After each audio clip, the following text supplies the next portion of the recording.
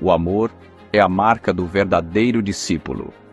Jesus nos ensinou a amar não apenas com palavras, mas com atitudes. Amar uns aos outros como Ele nos amou. Cuidar é enxergar o outro com compaixão. É estar presente. É dividir o peso da caminhada. Fomos chamados a cuidar uns dos outros. Há dias em que a fé enfraquece. Nesses momentos, uma palavra pode renovar forças. Deus nos chama a encorajar uns aos outros. O perdão liberta, cura feridas, restaura relacionamentos. Assim como fomos perdoados por Cristo, somos chamados a perdoar uns aos outros. Nem sempre será fácil, mas o amor cristão permanece. Suportar é escolher ficar. É caminhar juntos com graça e humildade. Somos chamados a suportar uns aos outros. A verdadeira comunhão nasce na verdade. Quando confessamos, a graça de Deus nos alcança. Há cura quando caminhamos na luz, confessando nossos pecados uns aos outros.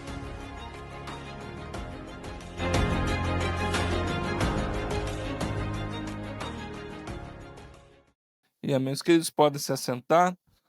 Nós vamos continuar falando sobre uns aos outros. E hoje a gente vai falar sobre servir uns aos outros. Então, eu peço o André que coloque para a gente aí os nossos slides, que hoje a gente vai estar falando sobre servir uns aos outros. E todo mês de janeiro nós estaremos tratando desse tema. Então, tema uns aos outros. E dentro desse tema tem os subtemas que se dividem em vários uns aos outros, né?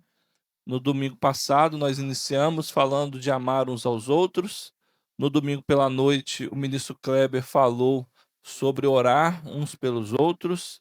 E hoje eu quero falar com vocês sobre sirvam uns aos outros, sobre servir, o nosso serviço para com o nosso próximo. Tá? E o texto que eu quero utilizar é Gálatas capítulo 5, verso de número 13. E olha que diz o texto sagrado: Irmãos, vocês foram chamados para a liberdade.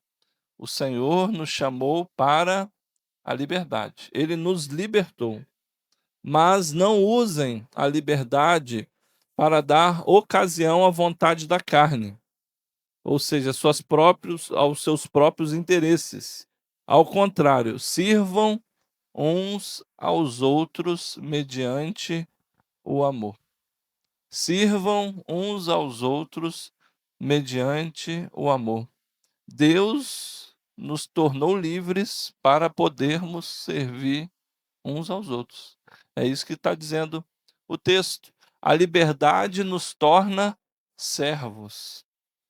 Olha como o cristianismo ele é contra-intuitivo. Ele não tem a ver com as regras da humanidade. Como assim você vai ser liberto para você se tornar um servo? Você vai ser liberto para se tornar um escravo. Não faz sentido. Bem-vindos ao cristianismo. O cristianismo não faz muito sentido na ótica humana. Se alguém te ferir numa face, oferece a outra. Se alguém te obrigar a andar 1 milha, ande 2. Ore pelos teus inimigos. Ame os teus inimigos. O cristianismo ele vai contra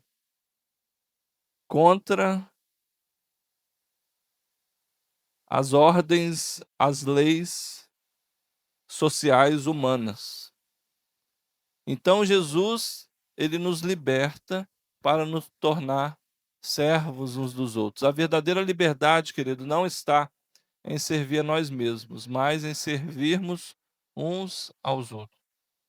Essa é a verdadeira liberdade. de nós sermos capazes de servir uns aos outros. Servirmos uns aos outros. Eu trouxe uma imagem aqui para você lembrar de quando você não era um crente. Quando você não era um crente. Talvez já faz muito tempo e você nem lembra mais como que era a sua vida antes de se converter. Mas, como é um ser humano sem o Espírito Santo? Como é um ser humano sem a presença do Espírito de Deus em sua vida? Ele potencialmente vive para si mesmo. Um ser humano sem a presença do Senhor vive apenas para si mesmo. Talvez não apenas, talvez ele abranja mais a sua família, um núcleo pequeno, mais próximo a ele. Mas o centro da humanidade para um ser humano longe da presença do Senhor é a si mesmo. É a si mesmo.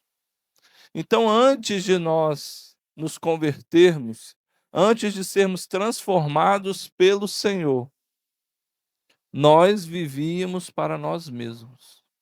E essa imagem eu acho que dá para dimensionar mais ou menos isso. Entre eu e o outro, o meu pirão primeiro, não é esse? Eu. E se depender do outro, e se o meu crescimento, aquilo que eu quero, depender de eu passar por cima do outro, muitos são capazes de passar por cima do outro. E usar o outro para se promover, usar o outro para chegar àquilo que quer. Assim éramos nós antes de nos convertermos. Assim éramos nós, assim era o nosso coração antes do encontro com o Senhor, da transformação que o Espírito Santo faz na nossa vida. Mas depois que nós nos convertemos, nós mudamos. Isso que é conversão. Você muda totalmente. Aquele que roubava, não roube mais, né? Se converteu, mudou.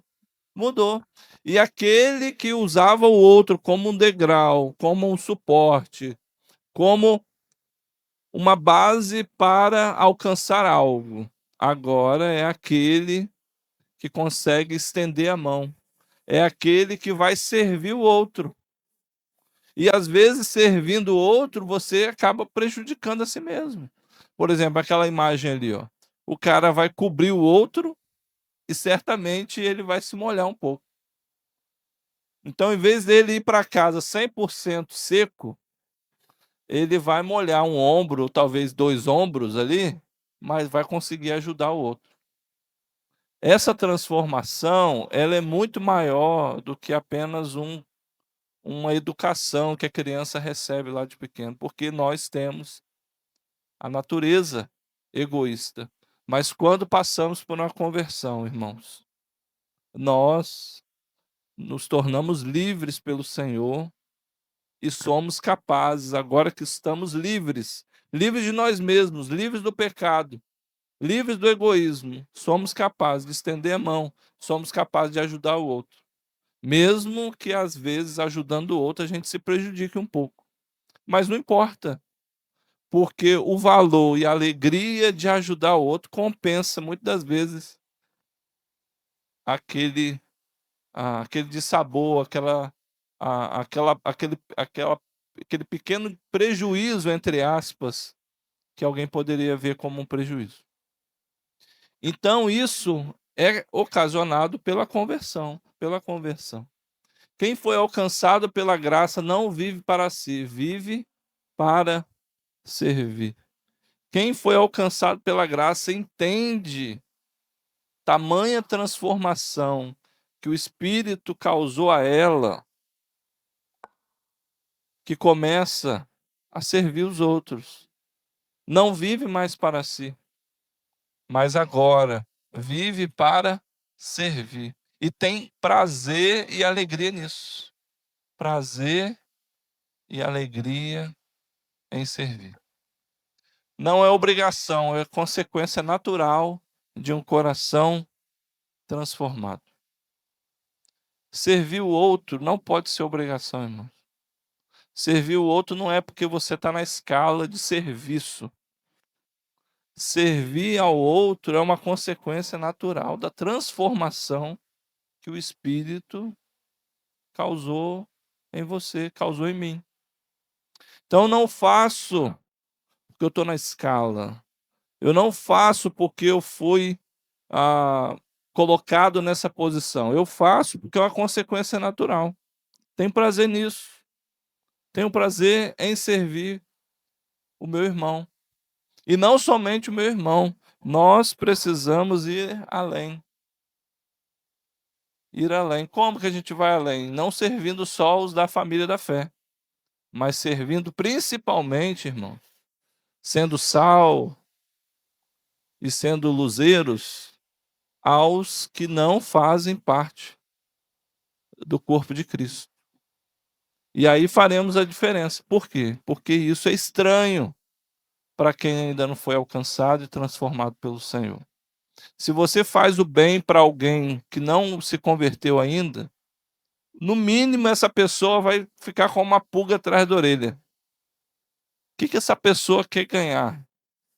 Qual o interesse dessa pessoa? Se você faz o bem a alguém que não é convertido, ela vai estranhar. Porque não é natural servirmos aos outros não esperando algo em troca. O natural para nós, seres humanos, não convertidos ao Senhor, é sempre ter algo, sempre querer algo em troca. Sempre querer algo em troca. Não sei se você sabe, mas tem alguns gatilhos emocionais, né? Essa questão de venda, essas coisas. E um gatilho que funciona muito bem é aquele gatilho que você dá algo para alguém, né? Por isso que quando você está em algum lugar, agora a gente está em janeiro, e talvez você vá na praia, vá em algum lugar, e aí você vai estar lá naquele quiosque tomando aquela água de coco, vai pedir aquele peruá frito com limãozinho, só precisa do limãozinho, que é um peruazinho, se quiser pedir também um camarãozinho e tal. Tá lá na água de coco, suquinho de laranja, peruá frito, camarão, tá lá. E aí a irmã Beth com aquele sombreirão, né, irmã Beth? E aí chega o rapaz da castanha. Tem um cara da castanha, ele chega lá e coloca lá um papelzinho cheio de castanha. Não, é para você, pode experimentar aí. Aí você come aquilo, mas quando você come aquilo, você sente uma necessidade tão grande de comprar aquele negócio, porque você se sente que é devedor. Isso é um gatilho muito forte. E aí a pessoa vai, experimenta aquilo e sente devedora, né? E eu preciso recompensar essa pessoa. Mas isso não é assim para quem é convertido. A gente faz. Por que o cara te dá aquela amostra? Porque ele espera algo em troca, ele espera vender o seu produto. Nós, crentes, convertidos, transformados pelo Senhor, essa ação de servir ao próximo deve ser natural, sem esperar algo em troca. Sem esperar algo em troca. Não é obrigação para nós. É consequência natural de um coração transformado. Aquele que criou todas as coisas, ele me serviu. Ele se entregou por mim. O serviço partiu dele para a minha vida. E eu entendendo isso, essa transformação que aconteceu em mim, eu preciso também servir, mas não por obrigação, mas por consequência daquilo que aconteceu comigo, que é essa transformação. Nós fomos libertos para um propósito. Deus, através do seu Filho Jesus, nos libertou. Nos libertou. Mas não foi só libertou para você fazer o que você quer. Ele nos libertou para um propósito. Tem um objetivo nisso. E aí existem dois extremos que nós podemos, que talvez você vai se lembrar. O primeiro extremo é o legalismo.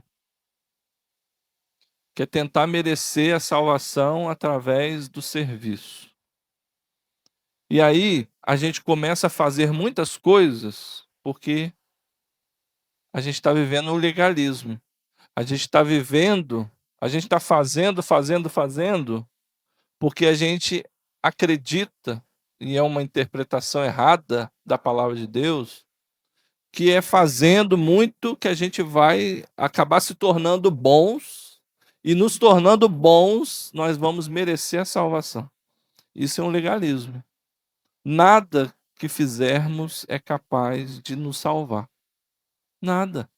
Nenhuma ação, nenhum serviço é capaz de nos salvar. E se fazemos porque a gente pensa que assim a gente vai ganhar uma estrelinha no céu e agora vamos merecer a salvação, entendemos errado o Evangelho. O Evangelho é graça. Tudo vem do Senhor. Vem do Senhor. O nosso sacrifício, o nosso trabalho, o nosso serviço para o próximo e na igreja do Senhor não é capaz de pagar pelo nosso pecado.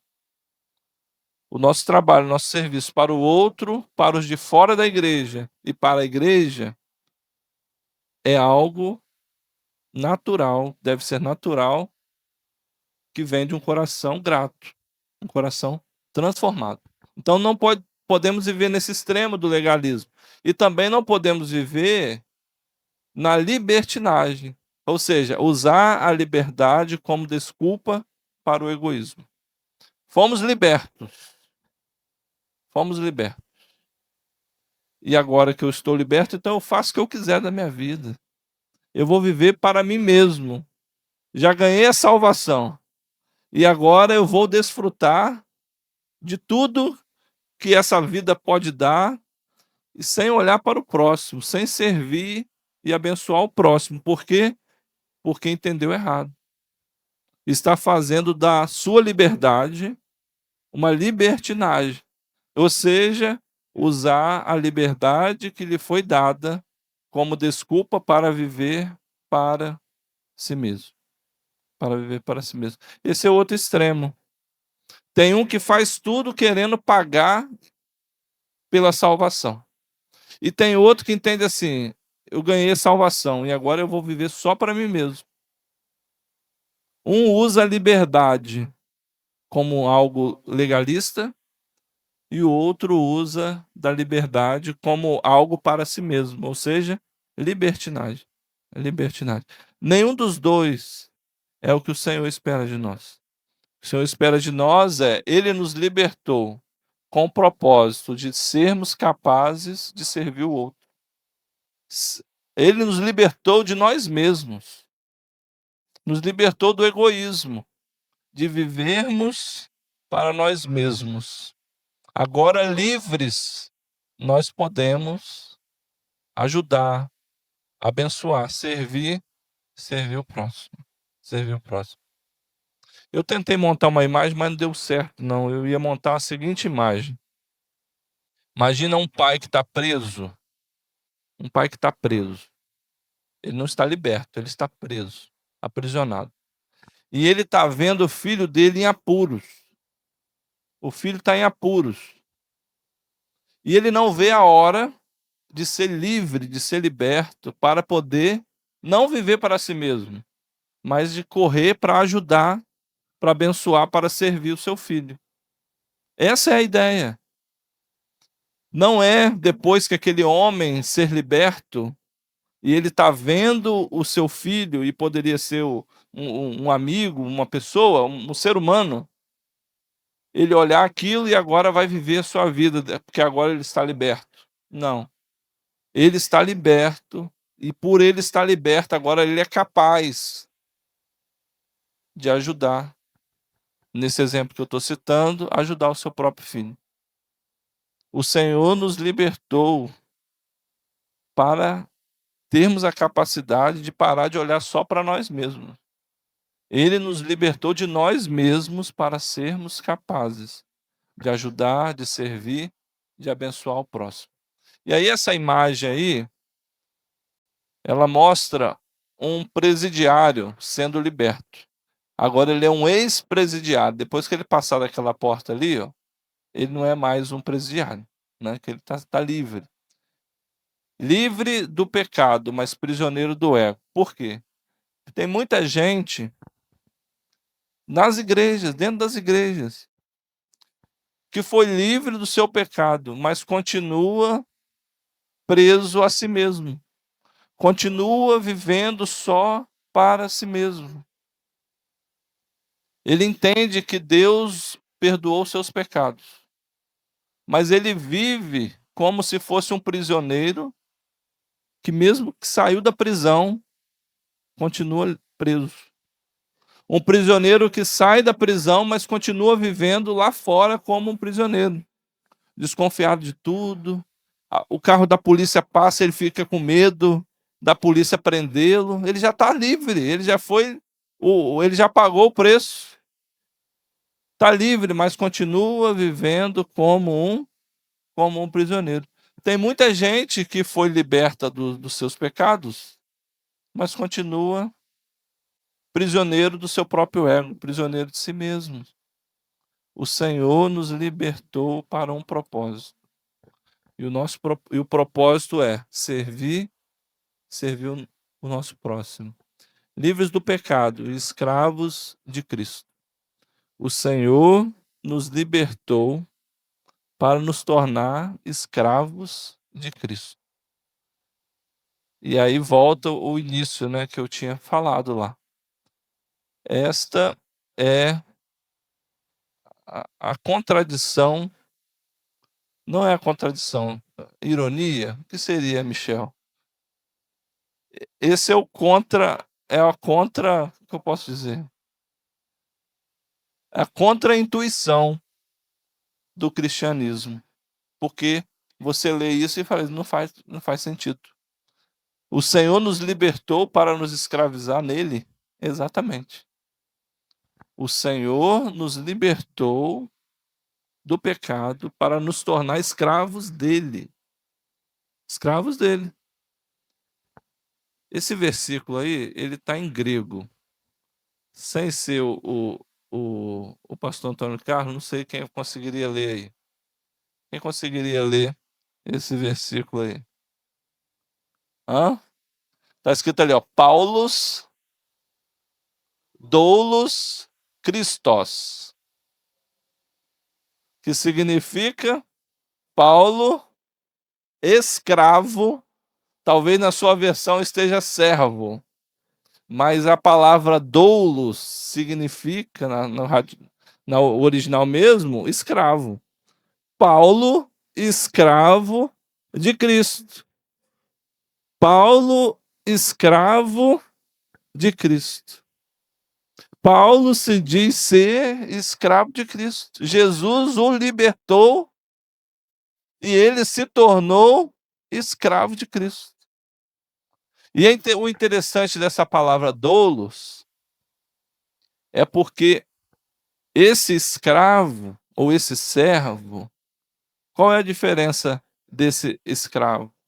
Esse escravo é aquele escravo que tem a oportunidade de se desvencilhar do seu senhor, mas ele, de forma voluntária e total e por amor, ele se coloca como escravo do seu senhor. Ele se coloca como escravo do seu senhor. O seu senhor dá a liberdade para ele. E ele olha aquela liberdade e ele pensa, mas eu prefiro continuar vivendo debaixo da autoridade do meu senhor. E aí ele vai de forma voluntária, porque agora ele não é obrigado mais, agora ele de forma voluntária, ele chega para o seu senhor e diz, continua sendo o meu senhor. Porque eu gosto de estar debaixo da sua autoridade. Quando Paulo coloca essa palavra grega, era essa a ideia que ele queria passar. O escravo doulos era o escravo que, apesar de ser liberto, ele escolhia continuar sendo servo do seu patrão. E Paulo diz para a gente isso. Olha, eu sou esse doulos, eu sou esse tipo de escravo, que apesar do Senhor me libertar, eu escolhi servi-lo. Apesar de estar liberto, eu escolho servi-lo. Eu escolho servi-lo. Na igreja não somos consumidores espirituais. Nós somos cooperadores do reino. Como que a gente coopera? Ajudando o outro, servindo ao outro. E não somente na igreja, irmãos. Precisamos extrapolar estas paredes. Esse amor, esse serviço precisa chegar naqueles que estão com o coração distantes do Senhor. Distantes do Senhor. O serviço é o caminho para a maturidade. Não é a quantidade de anos de batismo que o deixa maduro espiritual. Não é quantos anos que você tem de batizado que diz se você é maduro ou não na fé. É a sua disponibilidade de trabalho, de serviço, de se doar, de se entregar, que vai amadurecê-lo, que vai amadurecê-lo. É assim. Aí, às vezes, né, algumas pessoas ficam até enciumadas, porque uma pessoa chegou agora. Aí a pessoa começa a trabalhar, começa a ajudar, começa a servir, começa a se colocar à disposição ali e aqui, acolá, tal, e a pessoa está aqui há algumas décadas e não está com o destaque que aquela está. Gera até um ciúme, mas por quê? Porque a outra está servindo, está se colocando, e as coisas de forma natural acontecem. Porque a maturidade cristã, a gente alcança a maturidade cristã servindo, se doando, se colocando. É assim. Servir evidencia que compreendemos a graça. Quando a gente se coloca, irmãos, para ajudar, para servir, para abençoar o nosso próximo. Se a gente não fizer por legalismo, porque por libertinagem a gente não vai fazer, libertinagem é só para nós mesmos. Mas a gente pode acabar fazendo por legalismo. Mas se não fizermos por legalismo, nós estamos fazendo porque compreendemos a graça. Compreendemos que aquele que não tinha que provar nada para nós, que não tinha que nos oferecer nada, nós escolhemos negá-lo. Nós escolhemos, através do nosso pai Adão, nós escolhemos seguir sozinhos. Ele não tinha nada, o Senhor, nosso Pai, Deus Pai, não tinha obrigação alguma de nos servir com o seu filho. Mas ele fez isso. E quando nós começamos a servir ao próximo, se não fizermos por legalismo, nós estaremos fazendo porque compreendemos a graça que é sobre nós. O Senhor que se ajoelha. Você já parou para pensar que o nosso Senhor, o nosso Mestre, é aquele que se ajoelha para servir? Para servir. O Senhor Jesus, na noite em que foi traído, teve aquele momento de ceia, tal, e teve também um momento conhecido hoje como o de lava-pés, né? O Senhor, o nosso Senhor, se ajoelha para nos servir, para nos servir. E por que ele faz isso? Para nos ensinar.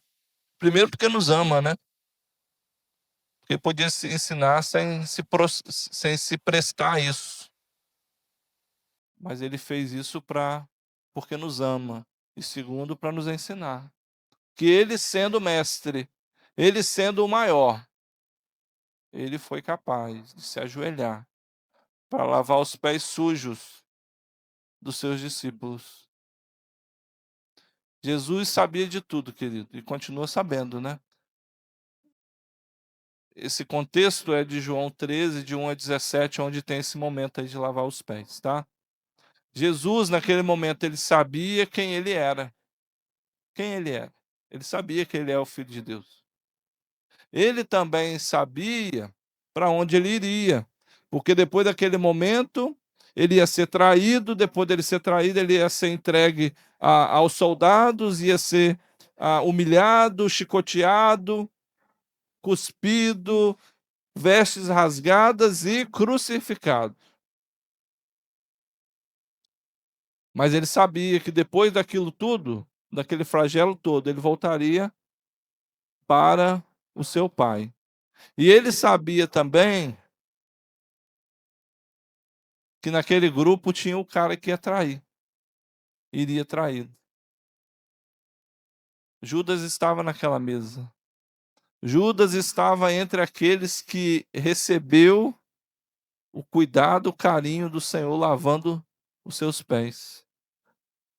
Jesus sabia de tudo, tudo isso. Ele sabia quem ele era, ele sabia para onde ele voltaria. Ele sabia que um daqueles o trairia, outro daqueles o negaria. Muitos daqueles também, depois de Jesus ser morto, desistiriam do ministério, voltaram a pescar. Ele sabia de todas essas coisas. Sabe o que ele faz? Ele escolhe se curvar para servir aqueles. Ele escolhe se curvar. E Jesus não perdeu a autoridade ao se ajoelhar. Ele revelou a sua verdadeira grandeza.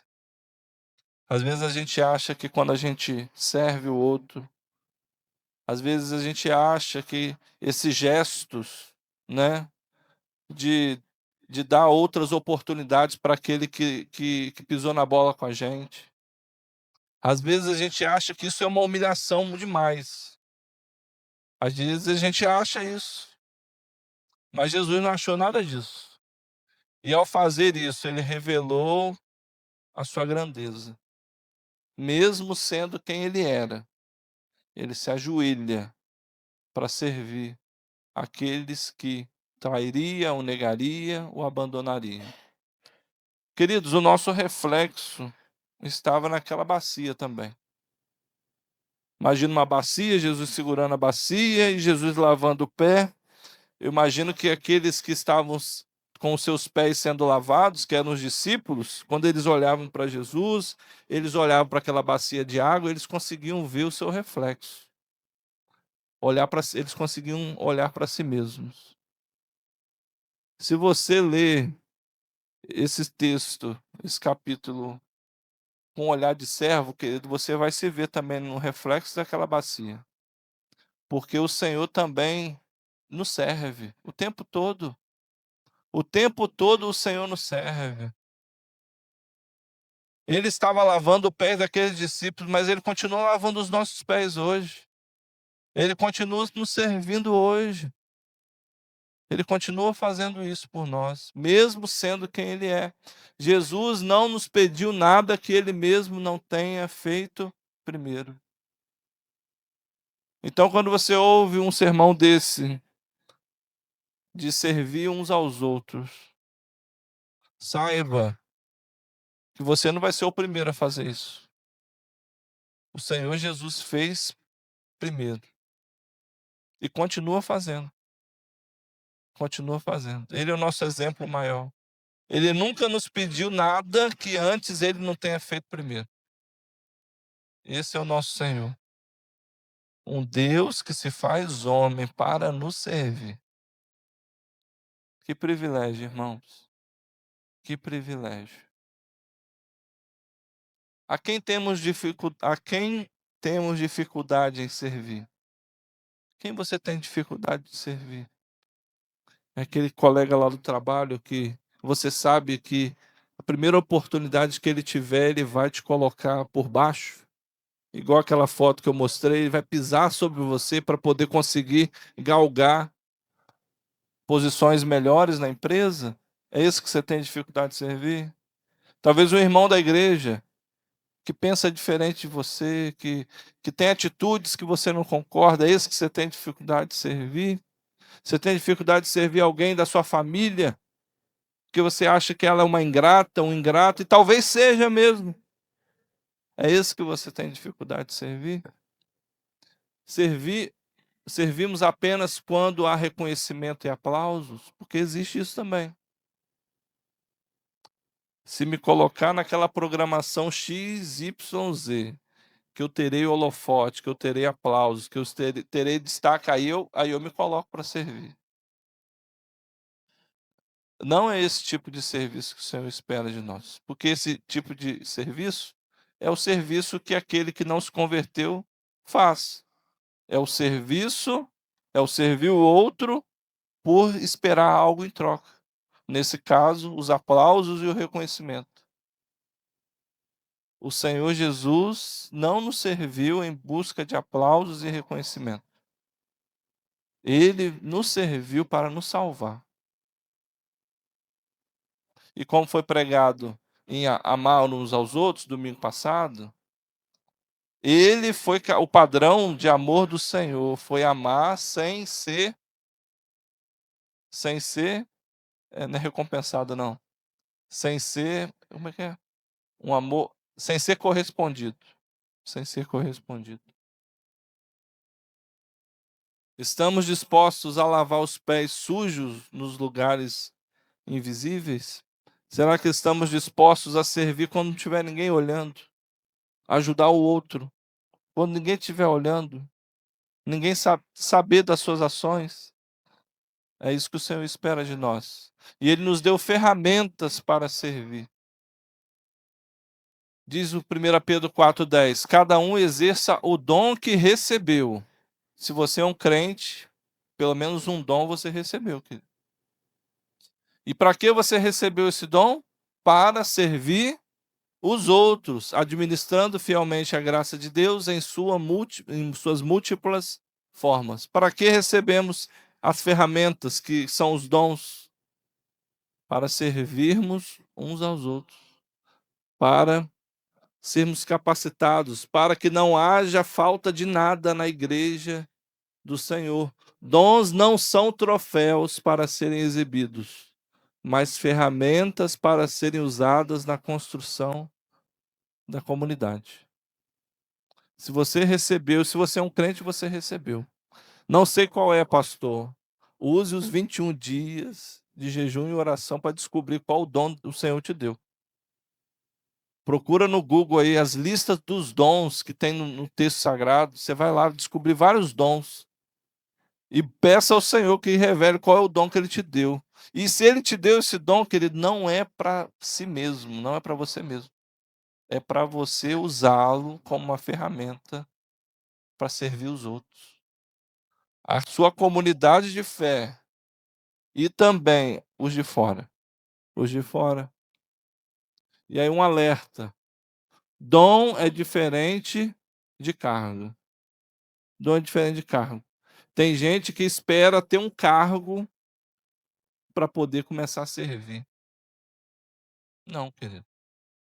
Você não precisa de um cargo para você começar a servir. Você não precisa de um reconhecimento público para começar a servir. Não. Você não precisa de um título para usar o seu dom. E a dica que eu te dou é: comece usando o seu dom, sem título mesmo. Porque aí, meu irmão, o Senhor vai abrindo os caminhos. Vai abrindo os caminhos. Seus dons são ferramentas dadas por Deus para edificar a igreja. Onde Deus tem te chamado para servir com o que Ele te deu? Deus quer usar o seu dom. Ele te deu, mas é para você usar. Onde que Ele quer te usar nisso? Você tem enterrado o seu dom por medo, comodismo ou por achá-lo insignificante? Talvez você tenha medo, seja muito tímido. Talvez você já está acomodado na situação que você está vivendo e você não quer ter esse trabalho. Ou talvez você ache que o que Deus te deu é muito insignificante, é muito pequeno, não faz muita diferença. E aí você não usa isso na obra do Senhor, para abençoar outros, para servir outros, os de dentro e nem os de fora. Mas o Senhor quer usar a sua vida. O reino de Deus avança quando cada um faz a sua parte. Cada um tem um dom, cada um tem um talento, pelo menos um. E vamos avançar quando cada um se despertar para isso e começar a usar aquilo que o Senhor tem dado para o seu reino, para abençoar o outro, para servir o próximo. Uma igreja forte é formada por servos fiéis, não por espectadores exigentes. Se a gente entra naquela apenas de ficar como espectador, irmão, o nosso caminho natural, o caminho natural de um espectador, é cada vez mais ser um espectador exigente, crítico.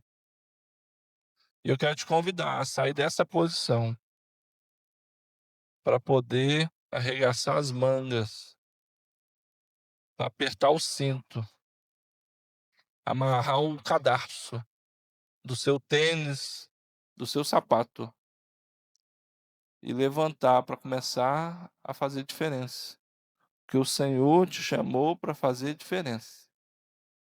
Talvez não te chamou para fazer diferença no Brasil inteiro, mas te chamou para fazer diferença lá na sua repartição pública onde você trabalha. Lá na sua rua, na sua casa, na sua sala de aula. Deus tem dado ferramentas para usarmos, para servirmos uns aos outros. E para a gente fechar, servir não é perder tempo, querido. É investir no reino. Você não perde tempo servindo. Você está investindo no reino de Deus. Não é gastar tempo. O tempo que você vem aqui para preparar algo para servir o seu irmão, não é perda de tempo. Não é perda de tempo. É investimento no reino. E Deus pode pegar essa pequena semente que você está regando e fazer dela uma árvore gigantesca que vai dar muitos frutos. E você foi usado para regar aquela primeira pequena semente. Então, não é vão o vosso trabalho no Senhor. Pegue aquilo que o Senhor tem te dado e comece a abençoar, abençoando outros, servindo outros. E o Senhor, além de ser honrado nessas coisas, Ele vai te usar ainda mais, ainda mais. Que Deus nos abençoe. E eu quero fechar orando. Então, se você puder ficar de pé, nós vamos orar para a gente fechar. E que Deus nos abençoe, abençoe sua vida, o restante dessa semana que ainda temos, né? E que domingo que vem possamos estar aqui cheios de alegria, renovados no Senhor, né? Sem fraquejarmos no nosso jejum, né? E que o Senhor realize sua vontade sobre as nossas vidas. Amém? Vamos orar.